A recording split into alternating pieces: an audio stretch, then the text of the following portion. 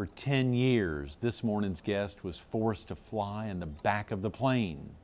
But it wasn't Coach. He was flying on Air Force One. Who is he? You'll meet him coming up next on All American People.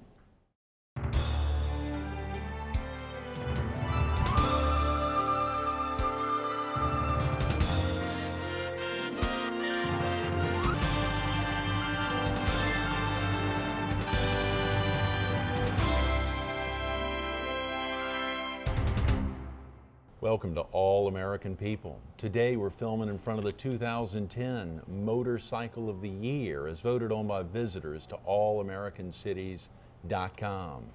We're focused on being a White House correspondent, and we're visiting with longtime reporter and anchorman Steve Porter. Yeah. Good morning, Hey, Steve. nice to be here. Who would have been an influence then? David Brinkley. David Brinkley. Yeah, I thought he was an outstanding writer. And in fact, he was more of a writer than he was an on-air guy. Huh. He was a very clever writer, and he always saw irony in everything. And that's what I enjoy, is finding the irony in stories. Yes. And of course, he's an old North Carolina boy. That you know? he is. New Hanover County, Wilmington Yeah, area. That's right. Hilda No. Carter was with us recently, started the Teenage Tattler when she was really? at her high school publication that David Brinkley had helped out on, which was very exciting. So he started making a difference for folks at a very early age and obviously impacted a lot. Yeah.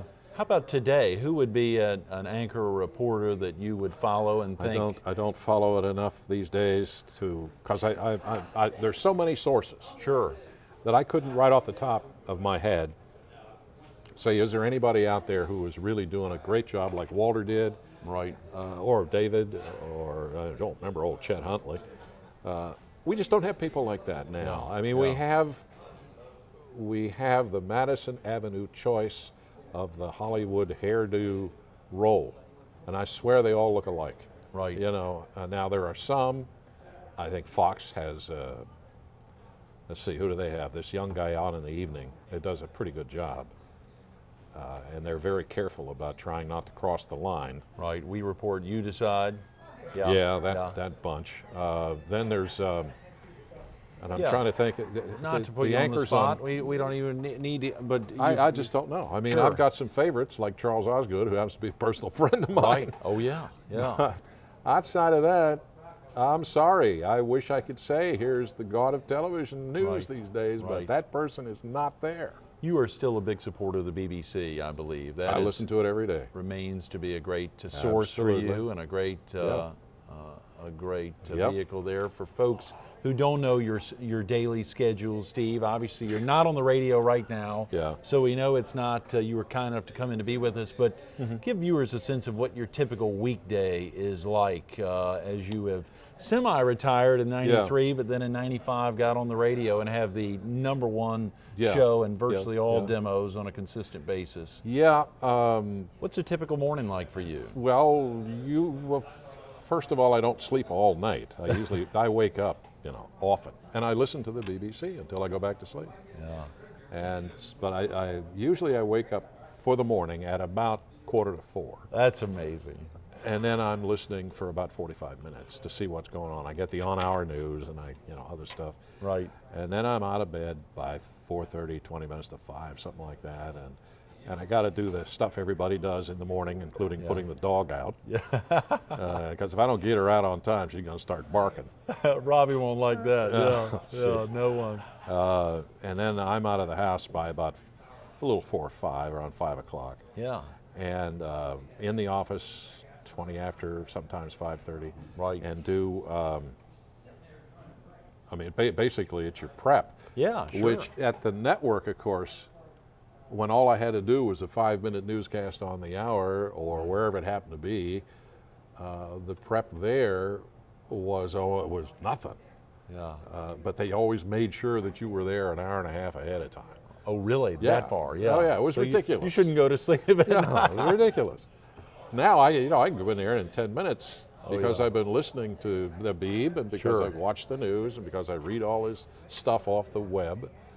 I'm ready to go the minute I walk in the door. That is great. But I give myself about 20 minutes, to do it, and then I do the 4 hours. Right, 6 to 10 a.m. Yeah. Eastern time. Yeah. WRNN.net. Folks can tune in right now. They can just click over from this interview and check it out. It's wonderful. How about a typical weekend for Steve Porter? Can you sleep in? Nothing. Oh, no, I can't. Oh, come on. Your clock is set, so set. you've got to. Yep. I mean, clock. I've tried it. I mean, I've laid there and stared at the ceiling at 5:30 in the morning, and I just this isn't going to work. I got to get up. Oh. And of course, then you have the dog to deal with. That's right. That's right. The barking would start if you didn't get up. Right. That is great, Steve. Got to get the dog out. Yeah. Well, you know, there's so many as you think back to being, I think, in your early 20s, being the youngest news director, I believe, there at WFLA. Oh, yeah. In Tampa, and then going down to Miami, and then coming back to Tampa. Some big things happened, which most folks are in their late 20s, early 30s, late 30s before they get an opportunity to be a news director of a major market station there. It was, I also did the co-anchoring for their evening television news for a while. Oh, wow, I didn't know that. Well, that was before I got, that's where I got my experience in television, and that was what got me to Texas, was television, not radio. Okay. But yeah, in Miami, I was there when the Bay of Pigs invasion occurred, when Castro came in. In fact, I was there long before that, and Castro came in, and then we had the Bay of Pigs thing. Right. And I can... Cuban Missile Crisis, the reaction there in was back Florida. in Tampa. Oh, right. And that was, of course, the home base of MacDill Air Force Base, which is the Southern Command at the time. Wow. And that was one of the major targets for Castro if he wanted to fire some missiles. Oh, yeah. So the whole city of Tampa was just like... Must have been on pins. You know, in pins and needles. Yeah. In fact, my wife went out and loaded up the back end of the car with canned goods just in case we had to leave. And I think John Alexander was his name, the guy that ran the radio station. He said something to me, well, Steve, if the missiles start flying, you know, are you going to be here to cover it? And I said, no. You talked to my wife. I'm getting out. Yeah. Fortunately, that never happened. But still, it was a big story because the streets of Tampa were filled with military, mainly Air Force. Right. It was something, we came very close, let's put it that way. Wow. And then I left and went to San Antonio, where some amazing things happened while you were there. I got there about a month after John Kennedy was killed. Right. And so President Johnson was in office, and his home was about 70 miles away in Johnson City. Mm-hmm. There was only one television station in Austin, which was closer to Johnson City. That was owned by Mrs. Johnson, Lady Bird. Lady Bird, John. Yeah. But you had ABC, NBC, CBS. They can't all just use that one little station, so they'd use us in ABC used us in San Antonio. In San Antonio, and we would go up and cover everything at the ranch. Right. And I was normally the guy, me and a cameraman would be sent up there to cover Lyndon Johnson. And that was, wow. That was hilarious. I mean, there were things there that went on about the Johnson family that I couldn't possibly say here. Yeah. I'll tell you off the air, but some things that would just make you say, hey, was he really the president? So there still are things that you know. You don't want to publish those things because they take away from the greater good. Right. The man was a good man. He was a good president, in my opinion, even if he was a Democrat. Listen to you. That's right. That's. So, of course, when I was a reporter, I couldn't care about things like that. I had to be very careful. But no, he was a fine man. I think one of the funniest things we ever did with him was we had a skit at the San Antonio Press Club. At the time, he was seeking re-election, I think. Right. And it was a reprise of how he got elected to the Senate. Mm. And let's see, how do we do this? We had the stage there. He was there, and John Connolly was there, the governor. Right. They sit next to each other in the front row with their wives.